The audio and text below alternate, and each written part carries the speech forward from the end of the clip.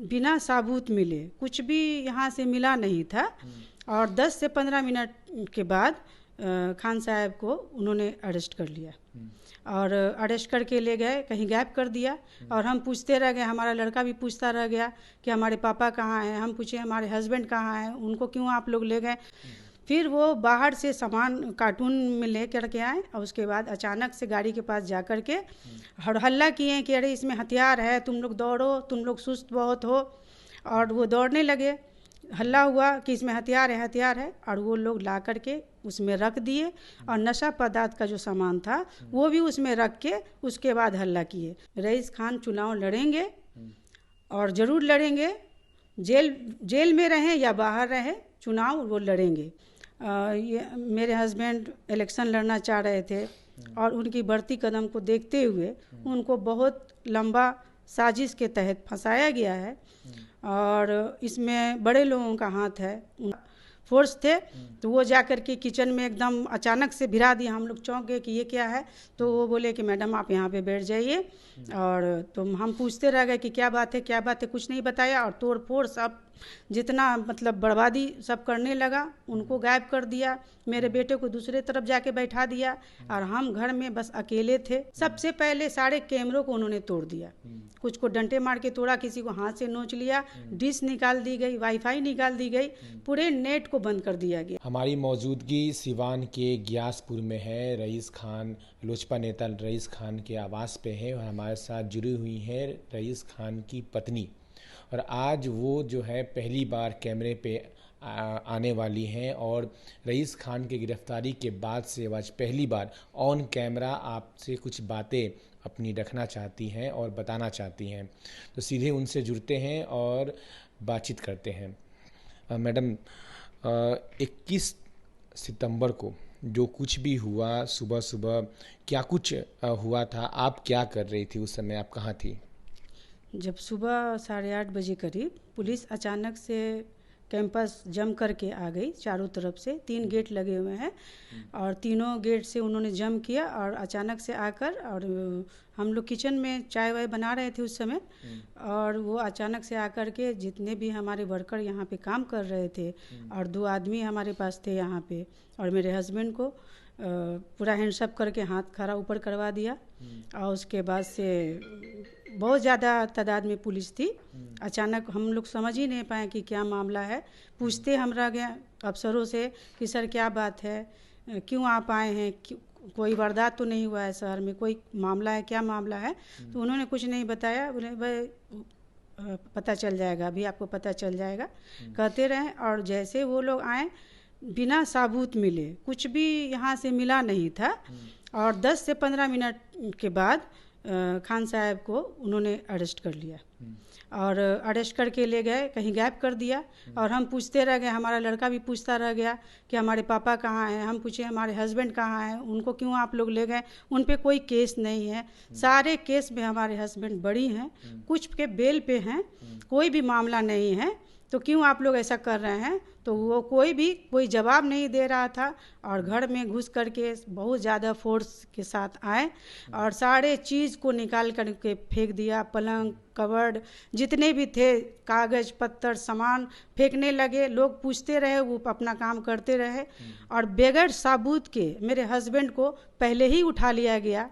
उसके बाद कार्टून में 2-3 घंटा के बाद कार्टून में 2-3 कार्टून में कुछ सामान आया अंदर में। उसके बाद कार्टून में सामान आने के बाद क्या आया मुझे नहीं मालूम है, लेकिन सामान आने के बाद थोड़ी देर के बाद 1-2 मिनट के बाद उन्होंने हल्ला किया। पहले गाड़ी की चाबी मांगी, 6 गाड़ी यहाँ पे लगी हुई थी। चाबी हमने दे दिया, मेरे लड़के ने दिया और डिक्की खोले वो लोग। और 2-3 घंटे तक गाड़ी की सारी सर्चिंग हुई, डिक्की भी देखा गया, अंदर भी वो लोग बैठ के देखे, सब कुछ देखे, कोई भी सामान वहाँ पे बरामद नहीं हुआ। फिर वो बाहर से सामान कार्टून में ले करके आए और उसके बाद अचानक से गाड़ी के पास जा कर के हल्ला किए कि अरे इसमें हथियार है, तुम लोग दौड़ो, तुम लोग सुस्त बहुत हो। और वो दौड़ने लगे, हल्ला हुआ कि इसमें हथियार है, हथियार है। और वो लोग ला करके उसमें रख दिए और नशा पदार्थ का जो सामान था वो भी उसमें रख के उसके बाद हल्ला किए बिना सबूत के। मेरे हस्बैंड को 10 मिनट के अंदर में उन्होंने अरेस्ट कर लिया था। उसके बाद जब सामान मिला तो फिर उनको वहाँ से लाया गया और फिर वो सामान को बरामदी दिखाते हुए कि अभी मैंने आपके अरेस्टिंग की है और ये दर्शाया गया कि सामान मिलने के बाद खान साहब की अरेस्टिंग हुई है, जबकि अरेस्टिंग पुलिस को आते ही 10 मिनट के अंदर में उनकी अरेस्टिंग हो चुकी थी। तो ये साजिश है।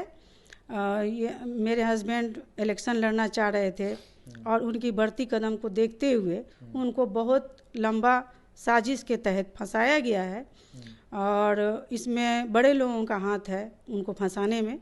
अच्छा मैडम, आपको क्यों लग रहा है कि ये साजिश के तहत आपके हस्बैंड को फंसाया गया है? ये साजिश ही है, बहुत बड़ा गेम है। वक्त आने पर सारे बात समझ में आ जाएगी आप लोग को भी, ठीक है? वक्त का इंतज़ार कीजिए।